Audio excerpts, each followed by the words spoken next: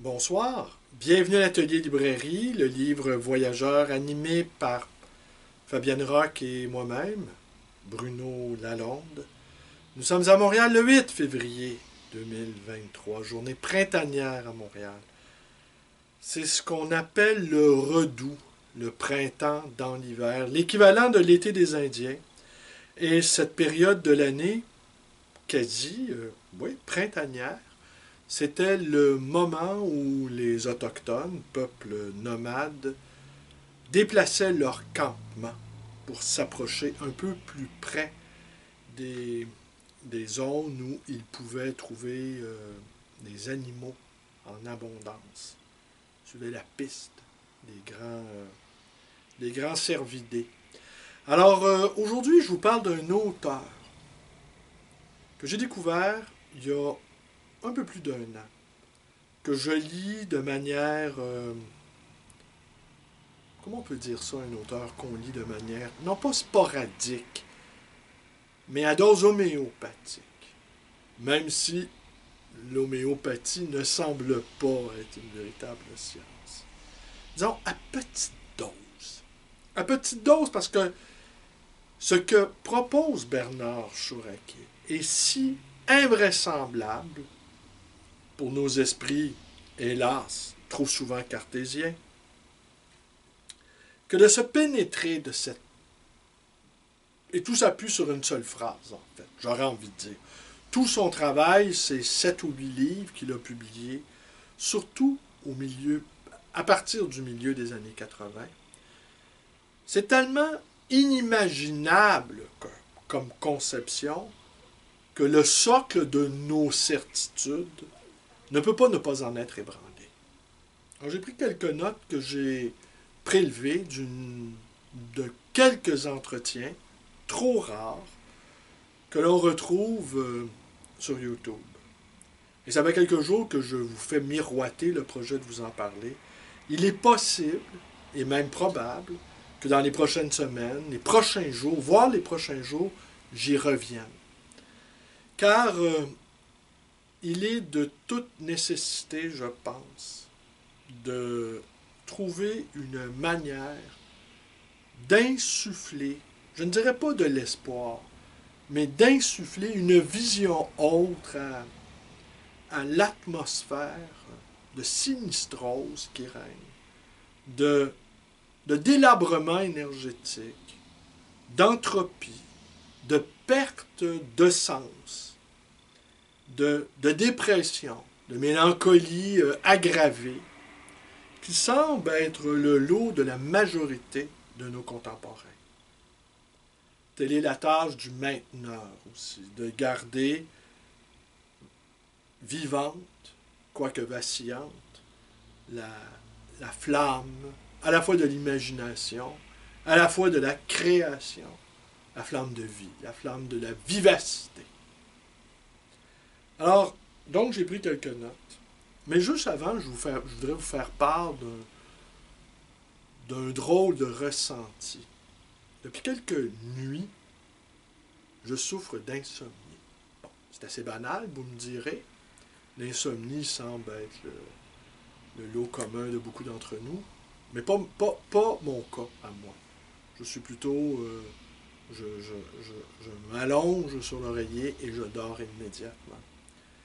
Mais c'est probablement à cause de ce que j'appelle mes rêveries cosmiques. Ouais, mes rêveries cosmiques. C'est la nuit. C'est la nuit, et la nuit, au fond, nous renvoie au cosmos. Invariablement. Le cosmos, c'est noir. Le cosmos, c'est noir, et sans doute, c'est noir à partir simplement de notre point de vue terrien.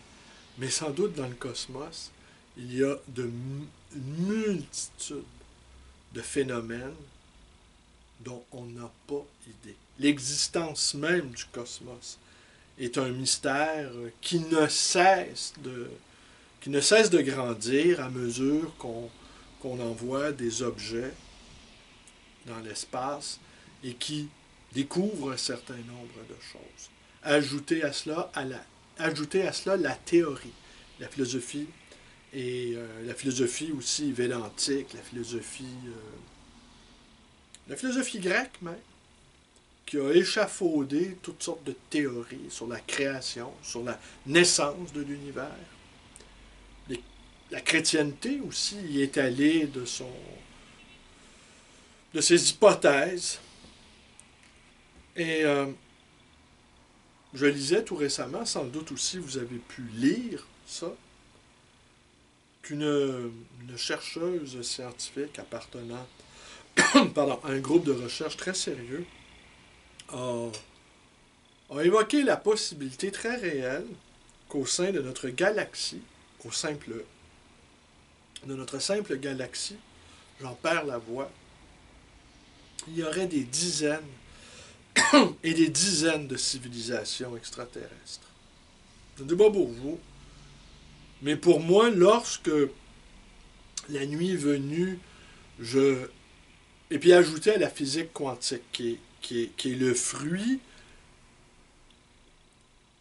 à la fois de la démarche scientifique, mais à la fois aussi de l'intuition, à la fois de l'imagination. Et la physique quantique nous propose des modèles qui dépassent l'entendement, qu'avec notre manière, avec la complexion de notre cerveau, est quasiment incapable d'appréhender certains phénomènes. Mais par l'imagination, par la rêverie, par le lâcher-prise même, par l'abandon de certaines de nos capacités intellectuelles, on peut peut-être entrevoir ou deviner ou pressentir toutes ces choses qui nous sont dissimulées. C'est pas Saint Paul qui disait qu'après la mort, ce qui était caché, ce qui était le miroir dévoilé.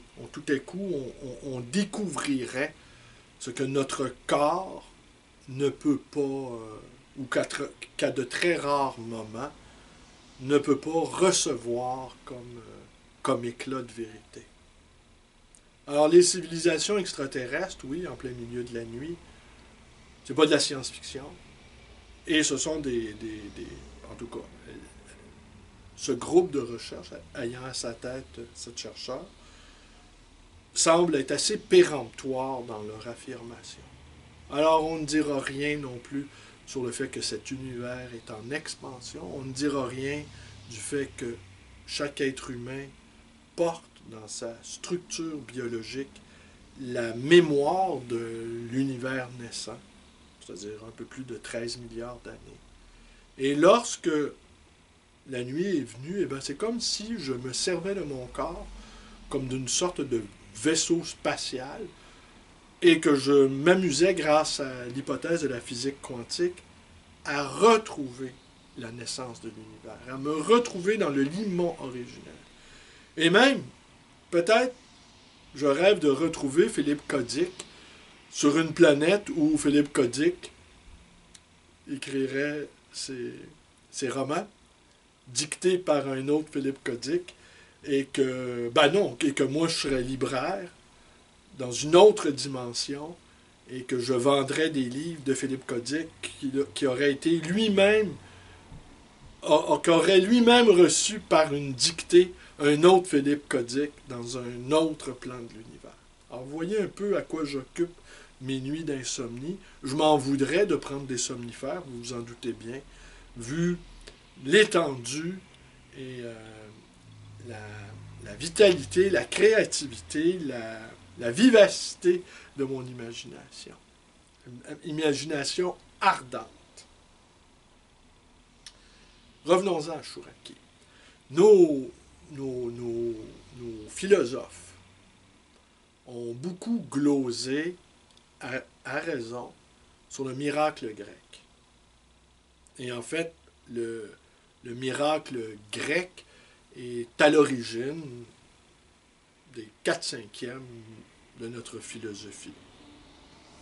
Mais le miracle hébraïque, lui, est tout à fait inconcevable pour des esprits rationnels comme le nôtre. Et c'est sur cette voie que nous engage Bernard Chouraqui. Alors, il faut que je vous parle un peu de lui quand même. Alors, il est né en 1943 à Oran, en Algérie, comme Camus, comme Derrida. Et il est engagé résolument. Alors, c'est pour ça aussi, ça fait suite à quelques vidéos intuitives que j'ai eues ces dernières semaines, étant donné aussi l'aggravation de la situation. Il faut bien le comprendre. Hein? Il y a une montée des ténèbres. Elle est palpable. Il y a des esprits spécieux qui nous expliquent un paquet de trucs, sans voir simplement que nous sommes mis en présence de la cruauté à nu, la cruauté monstrueuse, et qu'on ne doit pas enrubanner d'oripeaux, de justification. Un meurtre, c'est un meurtre, un viol, c'est un viol, des déportations d'enfants, c'est des déportations d'enfants, des civils qui sont bombardés jour et nuit pour des considérations métaphysiques oiseuses ou encore géopolitiques, pas ridicules, mais géopolitiques ineptes quant à leur formulation et quant aux résultats. Il faut bien le dire, ça ne marche pas, car l'héroïsme, le courage, le don de soi sont à l'œuvre ici dans ce conflit. Mais je sens quand même l'obscurité sanguinaire nous enserrer de toutes parts. Alors lui, Bernard Chouraqui, est engagé dans un combat contre le nihilisme contemporain, qu'on retrouve partout, dans une étroitesse de vue, quelque chose qui ne cessera jamais de m'étonner, par exemple, c'est les actuaires, qui vont expliquer à un gamin de 20 ans que s'il dépose X montant par semaine, quand il en aura 75, il y aura un beau magot. Pour moi, c'est inimaginable qu'un jeune de 20 ans puisse penser à sa liberté lorsqu'il en aura atteint 75. Mais ça, ces individus, ils sont partout dans la logique. Hein? Le chiffre, c'est le mal, disait Bernanos. Eh bien, je ne comprends pas cette logique calculante. Je ne la comprends pas. Je ne la comprends pas et je m'y refuse aussi.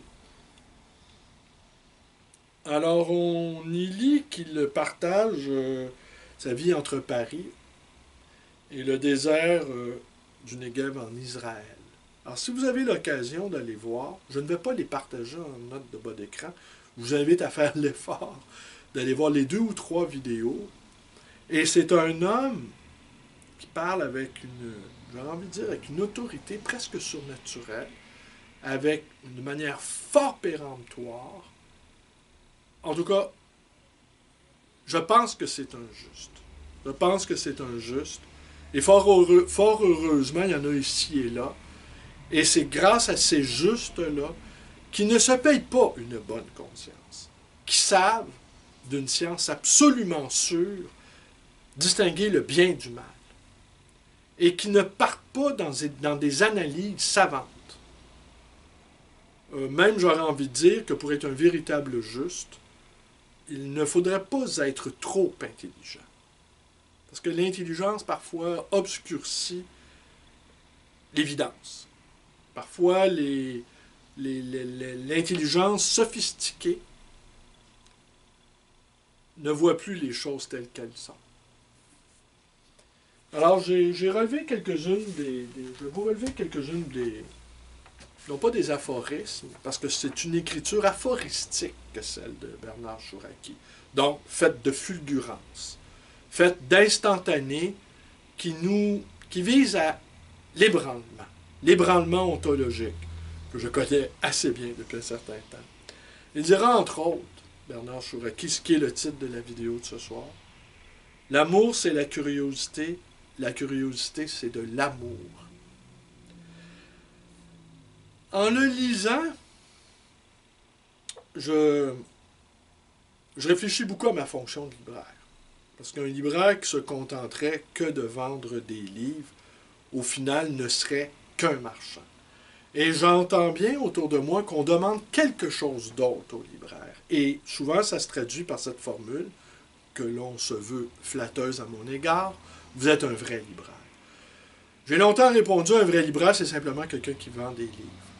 J'aurais envie de dire aujourd'hui, un vrai libraire, c'est quelqu'un qui vend autre chose que des livres. Des livres, oui, mais autre chose que des livres. Pas que des livres. Et j'ai un ami de confession juive qui me disait que tous les libraires, au fond, sont des philosémites, c'est-à-dire des gens appartenant au peuple du livre. Et cette appartenance au peuple du livre fait de telle sorte qu'on est toujours en train soit de réfléchir, disons, dans mon cas, pas trop souvent, soit en train de prier, soit en train de méditer, soit en train de ressentir les raies du temps. Ou encore, on ressent que, comme disait l'autre, les gonds qui sortent du temps et qu'on a envie de replacer. De là aussi le boulot de maintenir, c'est de non seulement de conserver les choses en l'état, mais de conserver la possibilité que quelque chose puisse advenir. Alors j'aurais envie même de dire, à mesure que l'intelligence artificielle se déploie, et à mon avis, ce n'est pas innocent que suite à la pandémie et suite à l'agression russe en Ukraine qui modifie totalement l'ordre international, ne l'oublions pas, l'intelligence artificielle comme une troisième menace apparaît. Et ces trois calamités, épidémie, guerre et intelligence artificielle, où déjà on va s'y abandonner avec toute la lâcheté dont la paresse est capable.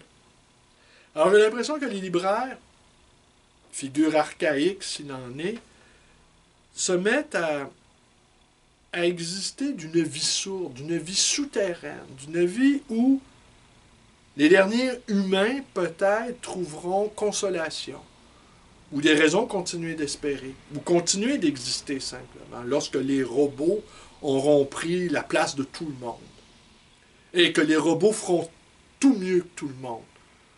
Sauf respirer, sauf aimer, sauf faire l'amour, sauf regarder la lumière, sauf regarder l'éclat du jour. Mais ça, c'est un détail. Sauf vivre autrement dit.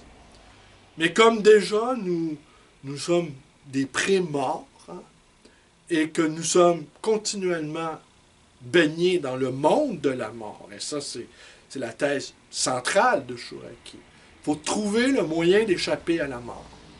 Non pas à la mort en se gardant vivant, en se maintenant jeune et autres fadaises, là, mais en prenant conscience que la mort domine le monde. Alors, je dirais donc, les libraires, avec la montée de l'intelligence artificielle, on devient presque prophétique. On devient ultra moderne même. Alors, et il nous faut prendre acte aussi que nous vivons dans un monde post-hitlérien, comme le disait Pierre Legendre. Ça veut dire que la raison calculante, elle est partout. Le mépris foncier de la vie est partout. Le mépris du temps est partout. Alors, ce qu'il nous dit Bernard Chouraqui, c'est qu'au fond, Israël, c'est un miracle invraisemblable. C'est une épopée surnaturelle. C'est quelque chose qui défie l'entendement, qui défie la raison. Et qu'on y trouve, au cœur de cette révélation faite par les Juifs archaïques, on y trouve l'idée somptueuse et terrible que la liberté, elle est illimitée pour chacun d'entre nous. Et que les premiers Juifs ont entrevu ce paradis qui nous est promis. Et qu'il nous faut retrouver, tout ça il s'est tiré à partir de vidéos qu'il a accordées, qu'il nous faut retrouver l'intuition de l'Éden, du paradis. Et que ce que promet le Talmud archaïque, c'est la fin de la mort pour nous tous. Alors, je vous invite à vous livrer à cet exercice-là. Exercice auquel je me livre depuis pas mal de temps, en fait. Je dirais même depuis pas mal d'années. Et je peux même me permettre le luxe d'être athée, même si je le désire. si ça me tente. Essayez de vivre avec cette idée quasi insoutenable que vous ne mourrez jamais. Qu'une fois né, c'est pour l'éternité et de toute éternité. Essayez pour voir. Levez-vous demain, là, dites-vous, prenez parfaitement conscience que jamais vous allez mourir et que vous aurez toute l'éternité devant vous pour divaguer ou rêver sur des possibilités infinies du cosmos et de l'univers. Mais je vais revenir à Bernard Chouraqui. Alors, je vais vous lire un tout petit passage. J'ai été tiré de Qui est Goy ou de Pharaon à Hitler, essai, vers la Seconde Alliance, et c'est publié aux éditions La Différence en 1993.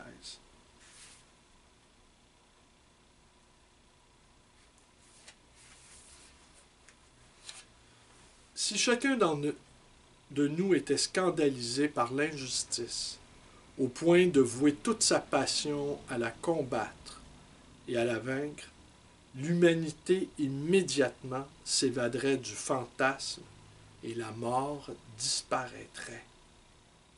La grande misère est que, consentant à l'injustice, nous consentons implicitement à mourir, ignorant alors que la mort est la suprême injustice, effet direct de toutes les autres. Un contrepoids à notre terreur de devoir mourir est fourni non par notre révolte contre l'injustice, mais par notre érotisation morbide de la mort. Par là, nous prenons plaisir à tuer, ce plaisir compensant notre terreur d'être mortels. Nous nous révoltons non pas contre la mort, révolte qu'autoriserait la seule révolte contre l'injustice, mais nous nous révoltons contre notre mort, en nous efforçant de donner la mort aux autres. Notre révolte, consentant à la mort des autres, implique que nous consentions à la nôtre, puisque notre mort ne deviendrait scandaleuse et impossible que dans un monde où tous seraient immortels, la mort ayant à jamais disparu. Le seul contrepoids à notre terreur de devoir mourir est ainsi le consentement que nous donnons à notre mort, en nous vengeant sur tous d'être mortels. Cette vengeance est la pire des injustices. C'est parce que l'humanité entière la poursuit frénétiquement que la mort règne sur tout en maîtresse absolue. La mort est la rétribution et le jugement parce que nous avons exilé la vie et la justice.